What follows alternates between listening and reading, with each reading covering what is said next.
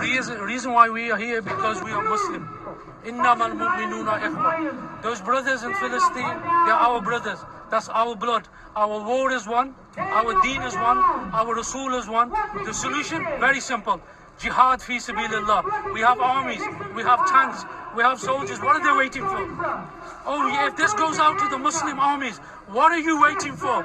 Jihad is responsibility on you. Wipe out that Zionist entity. How dare they occupy How dare they? How dare they? Have you got no honor in you? The Muslim youth here, we, the Muslims in the West, we are with you. We make dua for you. Make jihad fi sabilillah. Remove the Zionists. You have these armies and tanks. What for? Remove them, and we'll make dua for you, inshallah. So this man, he yells about removing the Zionists and removing Israel and wipe them off the map, kill the Israelis. And that's him pretty much calling upon the troops, saying, we have armies, we have militaries everywhere. Listen, folks, Israel has now been around as a Jewish state, I think, since 1948. It has created treaties with pretty much all the other countries around it, with the exception of the West Bank, the Palestinian Authority, and Iran. So they're pretty much amiable with everybody around them, surrounding them. So this is just this guy blowing it up. He thinks, I guess, that these other countries have a lot of power. He yells jihad. He thinks that, you know, all the Muslims are going to unite and they're going to attack and end Israel. And at the end of the day, the determining factor is you have Israel's a pretty powerful militarily, and then they're also much more unified. They're the first, if I actually sit here and think about that, I think they are the only democracy currently in the Middle East right now. So they're just, that's futile. That battle will be futile for them. But more importantly, it's just the idea, and this video continues to go on for almost 2 minutes, so I cut it a little bit short, and he goes on to explain the UN and how Great Britain's not going to do anything about that.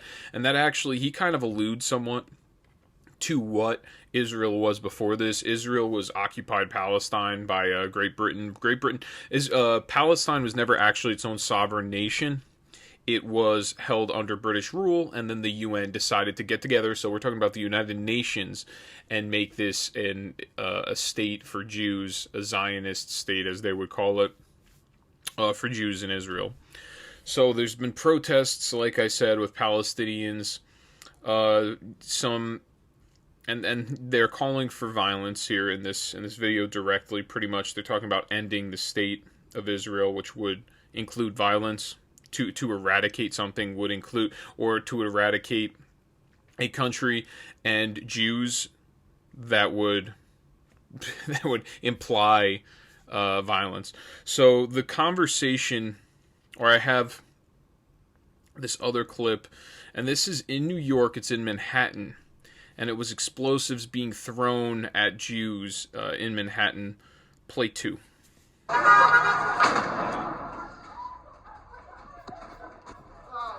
That's a shorter clip. I have that as well. And then there's one really bad one where people eating at a restaurant, I believe it's also in New York, they were confronted by pro-Palestinian protesters who were yelling at them, throwing bottles at them. So really just pro-Palestinian rioters that were throwing, and apparently the people that were throwing bottles at weren't even Jewish, but they were just yelling, calling them different curse words. That's why I can't even play the video, because there's so much cussing in it that it would just be all bleeps, and it would just be useless for the show.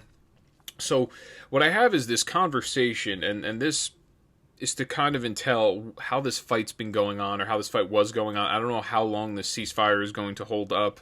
I think they had a ceasefire in 2014 as well. I think it only lasted a couple of days, and then they started launching missiles at each other once again. So at this point, it's been about 3,500 missiles that Hamas has shot at Israel. That's the count. And there's this conversation that I have of the IDF, which is the Israeli Defense Force, telling somebody in a building that is occupied by Hamas, but there are citizens and civilians in that building. He calls in the IDF officer and lets them know beforehand, hey, listen, in 2 hours we're going to attack this building because we know this is a command center for Hamas. We want to take out all of their forms of communication or whatever type of military operations that they're doing at that location. We're looking to take it out. And I'm going to play the clip, and it'll be me in the background. I'll explain a little bit because I'm going to translate for you to read out the subtitles for those that are listening and not watching. Play 8. Palestinian, I can't get all the people out. I need at least 2 hours to get them out. Listen, we are going to bomb the building. Palestinian, you want to bomb whatever you want. Israeli, no brother, we need to do everything we can so you don't die.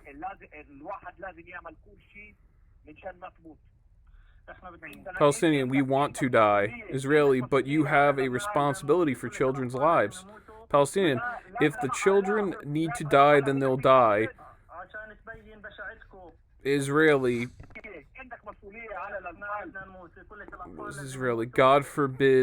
God forbid, what do you want to die?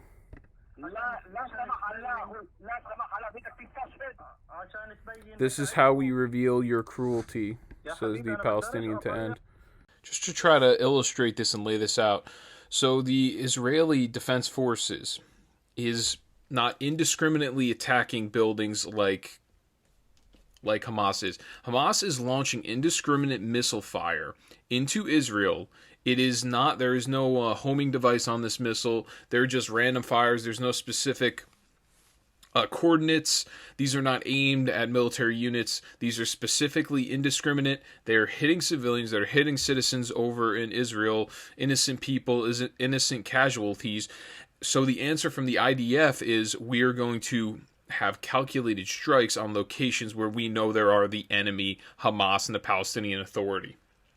So the answer, and that is what they do. And I've mentioned this before, is Hamas does not care. They don't care if there's civilian casualties on their side because they use humans as shields. They use the civilian population as a shield for them and for their operations. And here it is itself stating, well, we don't really care because then you'll look bad in the media. We don't care how many of our own citizens, whether they're innocent or not, how many of them die. It doesn't matter to us because this is all about optics, and this has always been about optics because we know the media, or the Western media, the American media, is going to carry the water for us, and they're going to do everything they can to vilify the Israeli Defense Forces, which we have done this entire time throughout this.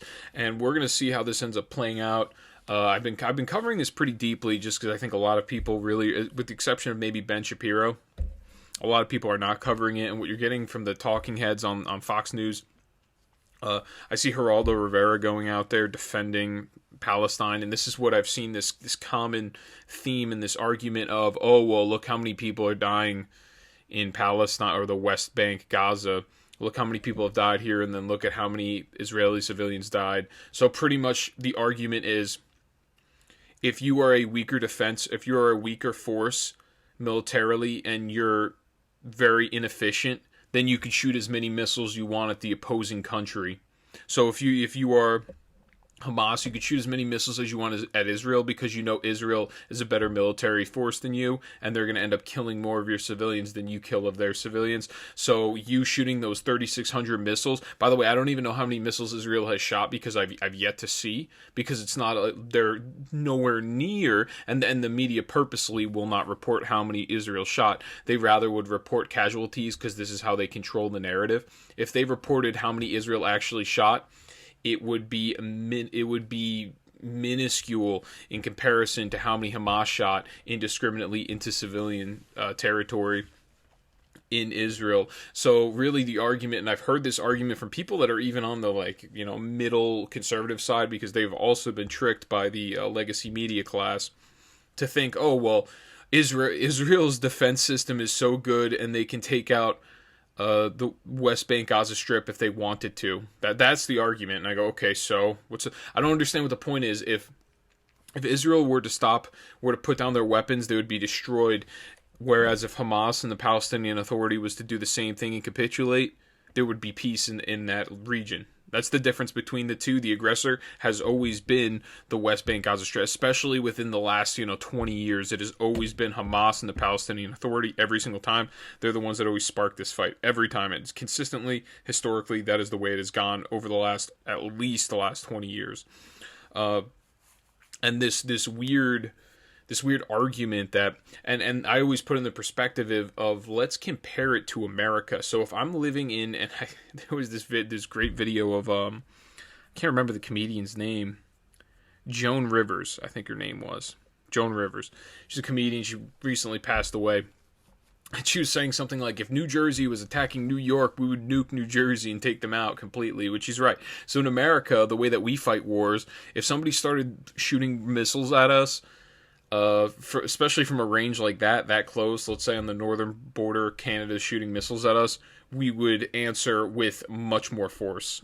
We would eradicate the target, which is Israel's actually probably handling it. I think, honestly, Israel's handling it better than the United States would actually handle it, to be honest with you.